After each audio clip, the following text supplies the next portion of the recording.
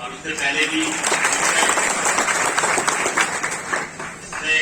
आप लोग तैयारी कर रहे हैं। एसएससी सीजीएल जो है 2010 में डिविजनल अकाउंटेंट की एक पोस्ट थी, तो उसमें सिलेक्ट हुआ था।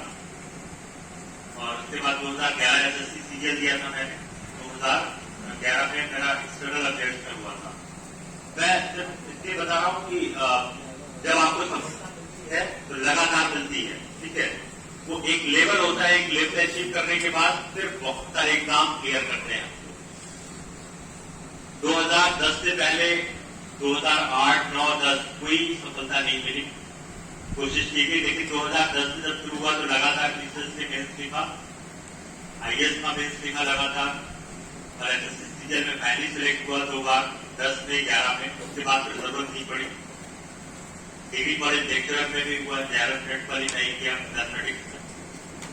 तो मेरा बताने का मतलब ये है कि एक बार आप तैयारी कर लेंगे, एक लेवल तक आ जाएंगे, तो फिर आप करना चाहेंगे, काम ठीक करना चाहेंगे, उसी काम को आप ठीक कर सकते हैं, क्रैक कर सकते हैं। 2006 में मैंने बीएससी किया था, और 2008 में फिर 1 साल गैप के बाद मैंने एमएससी किया था। 2006 में भी एक मुझे गवर्नमेंट जॉब मिली थी, लेकिन उसको मैंने ज्वाइन नहीं किया था, एमएससी करने लगा। 2008 में एमएससी जब कंप्लीट हुआ तो फिर 2 साल तक कोई सफलता नहीं मिली, लेकिन मैं परेशान नहीं हुआ, लगातार लगा रहा। तो फिर धीरे धीरे सफलता फिर मिली, फिर लगातार 5-6 सफलताएं जो है, फिर इसके बाद फिर काम करने का कोई मतलब नहीं था। तो मेरे बताने का मकसद ये है कि एक बार आप एक लेवल पे पहुंचेंगे, आप लोग बहुत यंग दिखाई दे रहे हैं, कुछ 12th पास किए होंगे, कुछ ग्रेजुएट नहीं होंगे, तो टाइम का अपना बेहतर यूज करिए। सबसे इम्पोर्टेंट चीज है कि जब आप लोग यहाँ पर हैं, और मैं एक बात और बता दूं, आप लोग यहाँ पर 1500, 2000, 3000 लोग होंगे यहाँ पर, या बहुत होंगे 20,000 लोग, लेकिन बहुत सारे लोग ऐसे हैं जो फैजाबाद में होंगे, गोंडा में होंगे, गाजीपुर में होंगे, जिनके पास ये अपॉर्चुनिटी नहीं है कि आप लोग यहाँ पर बैठे हुए होंगे। आप लोग को एक प्रॉपर गाइडेंस है, ये आपका बहुत बड़ा प्लस पॉइंट है।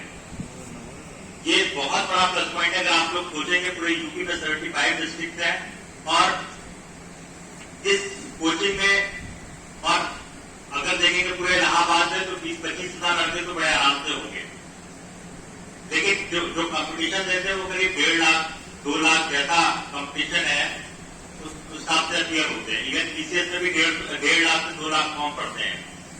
तो आप लोग बहुत मतलब तरीके के प्लस में है कि आप लोग यहाँ पर एक गाइडेंस आपको मिल रहा है, कोई भी काम दे रहे हो आप, है ना, लेकिन आप लोग प्लस हैं उनके मुकाबले जो बहुत दूर है, जो नहीं कोचिंग में है। तो ये आपके लिए एक बहुत प्लस पॉइंट है। दूसरा, फारूक सर के बारे में मुझे कुछ बताने की जरूरत नहीं, आपको पढ़ा रहे हैं। कुछ बात मैं उनकी भी करूंगा कि 2014 में हम लोग पार्टनर थे, रूम पार्टनर थे।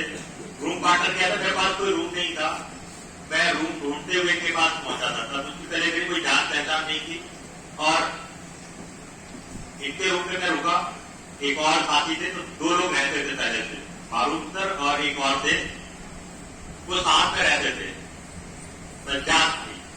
तो हुआ क्या कि जब मैं इनके रूम पे पहुंचा तो 1-2 दिन तो फारूक सर अपने साथ रुके। उसके बाद धीरे धीरे देखा कि डिस्टर्ब हो रहा है मुझे पढ़ाई में। मैं पीसीएस का मेंस का एग्जाम देखने आया था, तो उन्होंने धीरे धीरे करके अपना सामान शिफ्ट कर लिया। मुझे पता भी नहीं चला कि उन्होंने कमरा सब छोड़ दिया, और पता नहीं हम 2 लोग रह रहे हैं, तो वो कहाँ पे रह रहे हैं मुझे पता नहीं था। मतलब इसलिए कि मुझे कोई डिस्टर्बेंस ना हो, जबकि पहले की कोई मुलाकात मुझसे नहीं। ये का नेचर है फारूक सर का, आप लोग बहुत अच्छे तरीके से जानते होंगे। कोविड पीरियड में तो जो जितना आप इससे ले सकते हैं, जो भी मदद ले सकते हैं, आप पूरी मदद दीजिए इनसे, वो आपकी हमेशा हेल्प करेंगे। पूरी मदद दीजिए, और हर तरीके की मदद करते हैं, मुझे बहुत ज्यादा कहने की जरूरत नहीं है। अब मैं आप लोग जो तैयारी कर रहे हैं, आप लोग शायद क्या कर रहे हैं, जीडी जनरल ड्यूटी, क्या उसका 4 सेक्शन होंगे या 2 सेक्शन होंगे, इंग्लिश होगा, हिंदी होगा, मैथ्स होगा, क्योंकि मुझे बहुत आइडिया नहीं है, लेकिन ये सपोज कर लीजिए कि 4 सेक्शन है, हिंदी है, इंग्लिश है, रीजनिंग है और मैथ्स है, ठीक है। ये अगर 4 सेक्शन है तो उसमें एक टाइम होता है 2 घंटे का या 1.5 घंटे का या 3 घंटे का ऑब्जेक्टिव है ना। तो जो भी टाइम है अलग अलग एग्जाम के अलग अलग टाइम होते हैं, लेकिन वो 1.5 घंटे से लेकर के 3 घंटे तक वेरी करता है, ठीक है। तो जिस भी काम को आप लोग दे रहे हैं, तो इसमें सबसे पॉइंट ये है कि अगर 2 घंटे का पेपर है, 200 क्वेश्चन आने हैं या 100 क्वेश्चन आने हैं, जो भी आपका पैटर्न है, अगर 200 क्वेश्चन का है 2 घंटे में करना है आपको, तो आपको इस क्लास में या अपने रूम पर 1.5 घंटे में उनको कंप्लीट करने की प्रैक्टिस करनी पड़ेगी। ये सबसे मतलब बेसिक रूल है। अगर आपको कंपटीशन बीट करना है, ये सबसे बेसिक रूल है। अगर यहाँ पे आप 1.5 घंटे में, अगर 2 घंटे का पेपर है 120 मिनट से, और अगर आप 90 मिनट में अगर इस हॉल में बैठ करके सॉल्व नहीं कर पा रहे हैं, तो एग्जाम हॉल में बहुत मुश्किल है कि आप पेपर पूरा कंप्लीट कर पाएंगे। ये बेसिक रूल है। ये अगर आपको सफल होना है तो इसको नोट कर लीजिए। 1.5 घंटे का पेपर है तो आपको 1 घंटे में उसको कंप्लीट करना है। यहाँ पर प्रैक्टिस अपने घर पे करें या किसी भी आप, अगर आप टेस्ट सीरीज को ज्वाइन कर रखे हैं तो ये बहुत बेसिक रूल है, ठीक है। इसको नोट कर लीजिए। अगर आपको समझता तब तक मुझे कुछ पता नहीं, अगर आप कुछ पूछेंगे तो मैं उसका जवाब दे दूंगा। मैं स्टूडेंट रहा हूँ हमेशा, मतलब एज ए टीचर मैंने कभी पढ़ाया नहीं है, खासतौर पर कॉम्पिटिशन में। तो अगर आपकी कोई क्वेरी हो, कोई क्वेश्चन हो, तो मैं उसका जवाब देने की कोशिश करूंगा।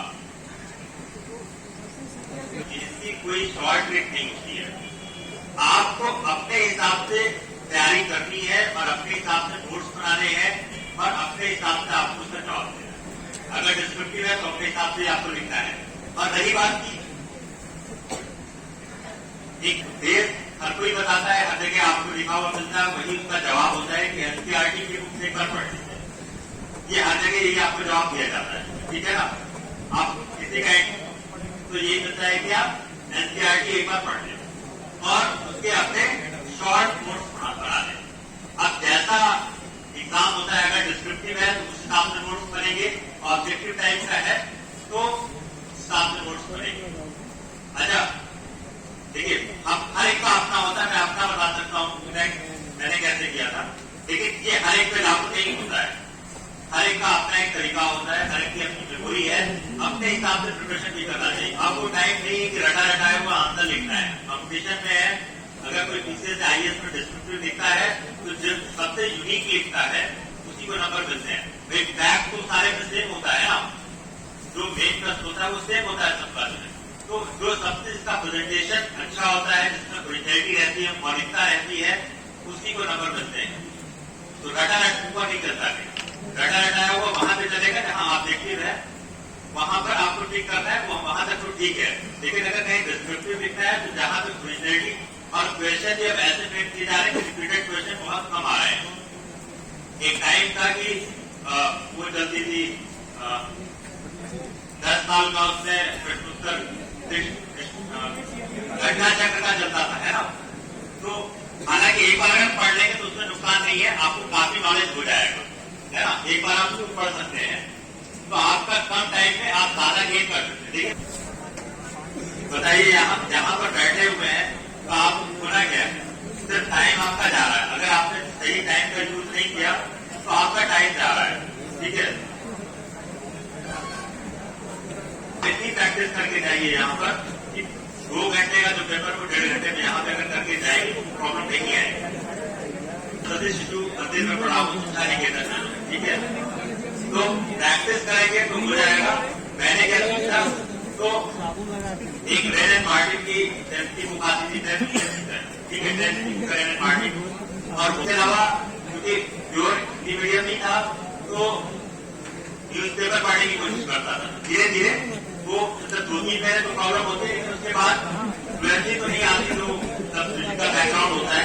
लेकिन इतना जरूर करना है कि आप कहीं से पीछे नहीं, ग्रामर में या बुकैब में आप कहीं से कम नहीं रहेंगे। न्यूज़पेपर पढ़िए, एक न्यूज़पेपर कम से कम 1 घंटे जरूर पढ़िए, आए या ना आए आपके 1 घंटे पढ़िए। और वर्ड फॉर्मेट एक बार जरूर पढ़िए। हो सकता है कुछ नई बुक की आगे मुझे आइडिया नहीं, क्योंकि 2008-9 में मैंने पढ़ा था, 9-10 के करीब जो है। तो हो सकता है कुछ और अच्छी बुक आई हो तो सर आपको बता देंगे, पूछेंगे तो बता देंगे। 1 मिनट या 250 मीडिया जो मिल जाएगा, आधे घंटे 1 घंटे पढ़ने पढ़िए समझनी, और जो टफ वर्ड हो उसको नोट करते जाइए, जो फर्स्ट टाइम का हो उसको नोट करते जाइए, बार बार रिविजन करिए। और किसी का कोई क्वेश्चन हो बताइए, बताते हैं तो पास हो जाएगा, बता दीजिए, बताइए। आप बात करिए सर, आप लेना पड़ेगा, पास करिए।